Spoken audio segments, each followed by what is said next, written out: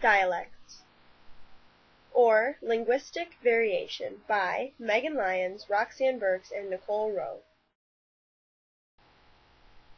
We will begin with the non-linguistic dictionary definitions of language and dialect in order to give the common perception of the two phenomena. Language. First, a body of words and the systems where their use common to a people who are of the same community or nation, the same geographical area, or the same cultural tradition. For example, the two languages of Belgium, a Bantu language, the French language, and the Yiddish language. Number two, communication by voice in the distinctively human manner, using arbitrary sounds in conventional ways with conventional meanings, such as speech. Dialect. First, linguistics.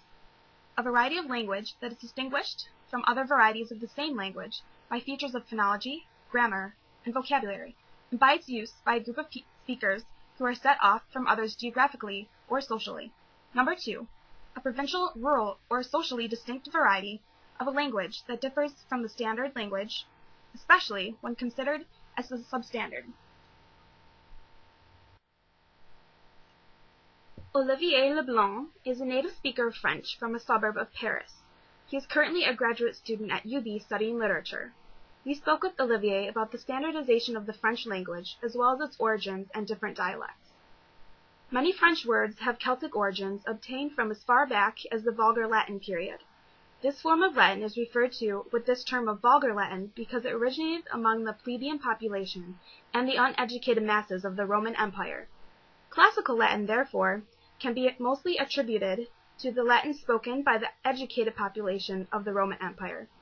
In France, in the year 1539, the Edict of Villers-Cotterêts was established, which stated that every administrative document in France must be edited in the standardized dialect of Ile-de-France, known as Francien, the language of the Paris area.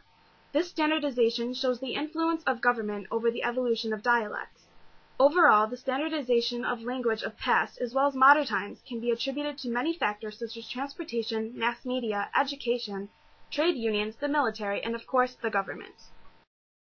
Here we have Europe in dark green, overlapped by the Romance or Latin language areas of Spain, France, Portugal, Italy, Romania, Switzerland, and Belgium.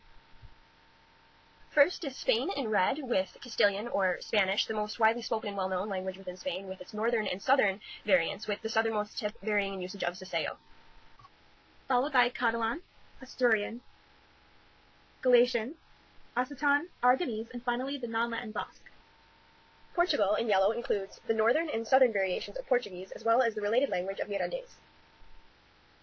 France, in aqua, is comprised of provincial languages sharing Basque and Catalan with Spain at their shared border, followed by Corsican on the island of Corsica. Franco-Provençal, made up of Dauphinois, Florenzian, Jurassien, Lyonnais, and Savoyard. Followed by the Occitan language, composed of Aveyron, Gascon, Béarnais, Landais, Languedocian, Limousin, and Provençal. Finally, the Oyo language family, which includes French spoken throughout France, as well as Bourgognous, Morvandiau, Champenois, Franc-Comtois, Gallo, Laurent, Norman, Picard, Saintonge, Poitevin, Berrichon, Bourbonnais, and Orléanais. Finally, we wanted to provide a brief overview of what we covered, excluding the linguistic varieties and languages of Switzerland, Belgium, Italy, and Romania. So, what is the difference between a language and a dialect? We spoke with linguistic graduate student Francisco Martinez Ibarra about language and dialects, and he had this to add.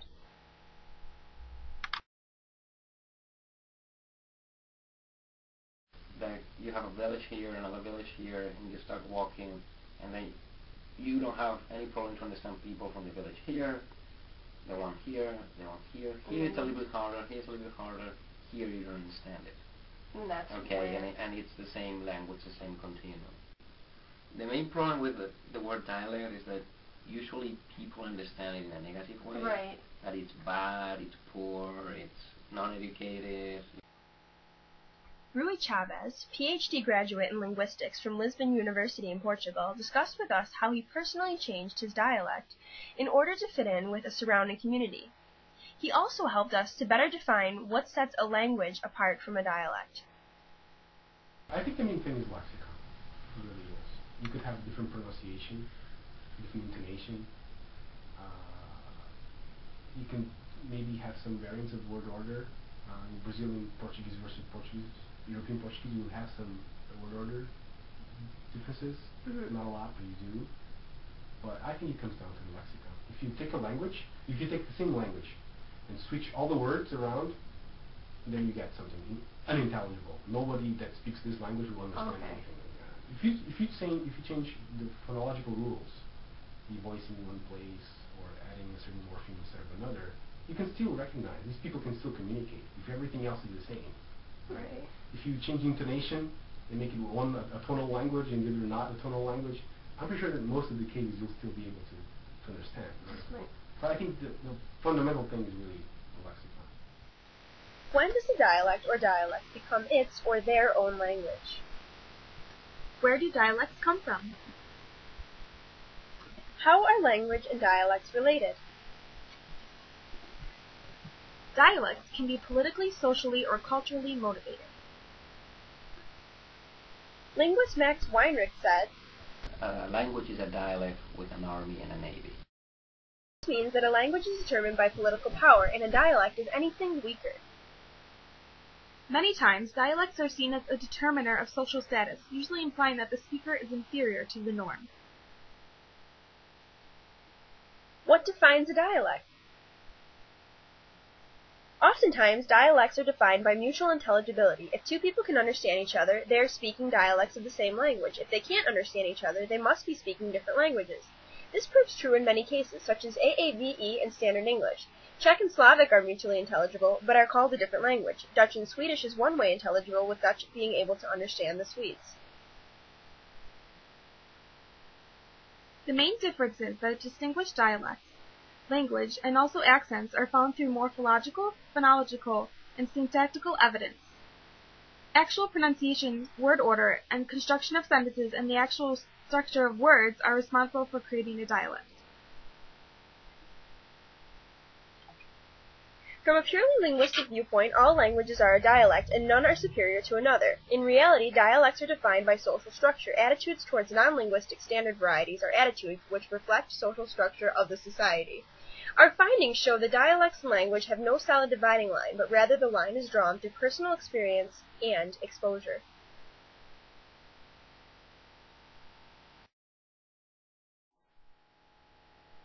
In order to better understand the difference between language and dialects, we have prepared this visual comparison to draw parallel conclusions between language and dialect and wild dogs versus domesticated canines. On the left in blue, we have 3 examples of domesticated dogs, a pug, a foxhound, and a Siberian husky. On the right in red, we have wild dogs, a gray wolf, a coyote, and a dingo.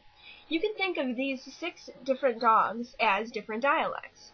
Note that all of these dogs are still part of the canine family, but they are grouped into domesticated versus wild, and then differentiated even further still, based upon their physical traits as well as their inherent mannerisms.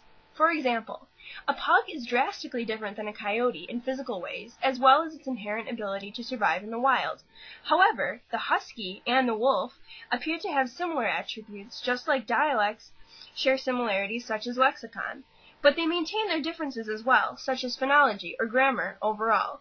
Each dog is still a member of the canine family, just as dialects are part of the same language, despite their differences and because of their similar fundamental structures.